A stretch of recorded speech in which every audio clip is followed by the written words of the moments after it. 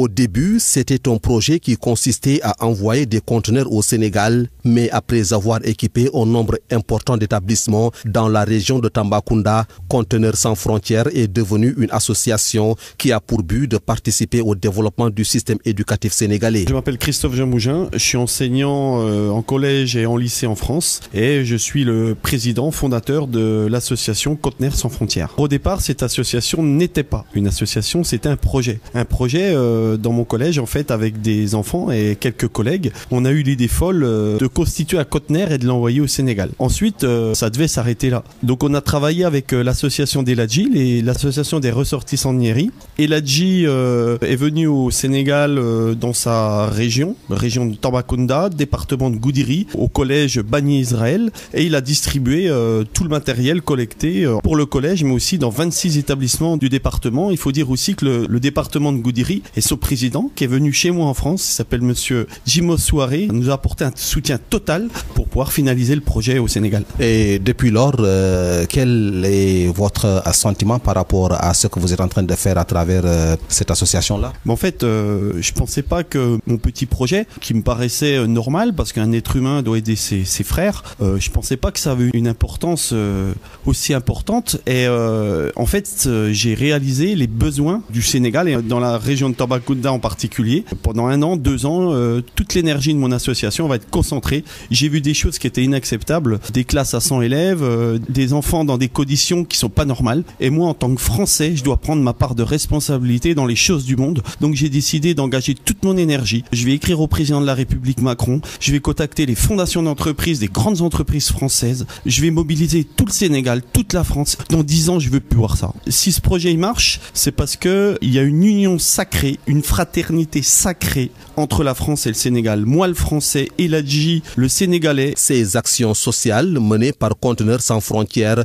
ont positivement impacté sur les résultats des examens au brevet à l'école de Bani Israël dans le département de Goudiri. Et aussi, je voudrais saluer une troisième personne. Il est principal du collège Bani Israël, le principal Sambou. C'est lui aussi qui a fait toutes les démarches, qui a défoncé toutes les portes, qui a obtenu le soutien total de l'éducation nationale. Alors, je vais parler un petit peu en son nom parce que ça fait une semaine que j'ai fait sa connaissance physique. Ses résultats, en fait, ont été doublés. Pour vous donner à peu près un ordre de grandeur, alors, il pourrait vous préciser ses résultats, mais en gros, il y avait 30% de réussite au brevet à Bani Israël. Et là, on est, je crois, à peu près, bon an, mal an, à 60%. Donc, x2 sur simplement ce projet de conteneur. Si en plus, on met plus de moyens, plus de matériel, plus de conditions favorables, mais ils vont atteindre 100%. Nous savons que ce que vous êtes en train de faire là, cette mobilisation-là demande beaucoup de moyens. Et comment faites-vous pour, en tout cas, parvenir à tout cela? J'ai une foi inébranlable en l'école. J'ai dit dans une émission de télé sur Tambacounda, pour conclure, ce qui m'anime, c'est, j'ai trouvé en fait une espèce de devise. La devise de votre pays, je l'adore. Et cette devise, elle m'a inspiré une autre devise pour mon association. Une école, un enfant, un avenir. Et je n'arrêterai jamais mon combat. Je pense au Sénégal, mais je pense aussi à tous les enfants dans le monde. Vous savez, je viens d'un pays où les gens, ils se rendent pas compte qu'ils ont tout. Ils sont toujours en train de se plaindre. Nos salles de classe, elles sont 7 étoiles. Dans beaucoup d'écoles du Sénégal, c'est 0 étoile. C'est 50 degrés, c'est 100 élèves. C'est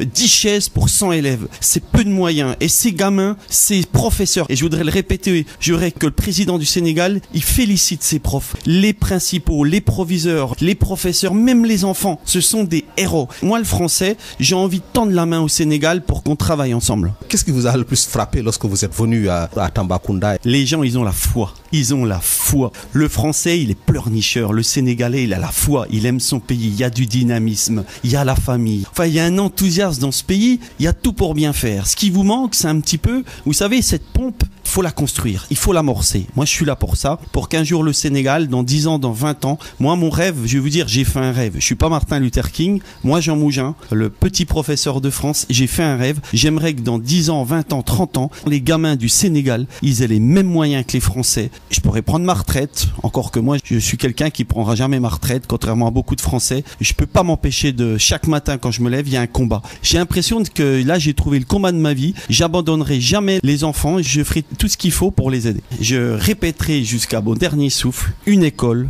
un enfant, un avenir. En fait, il y a une personne aussi, une quatrième personne à remercier, c'est mon épouse qui m'a accompagné. Si je peux mettre autant d'énergie dans ce projet, sacrifier autant de temps de ma famille et de mon couple, c'est parce que j'ai une femme formidable qui me soutient, elle est là. Oui, je m'appelle Léonie Jean Mougin. Il a commencé le projet en 2020.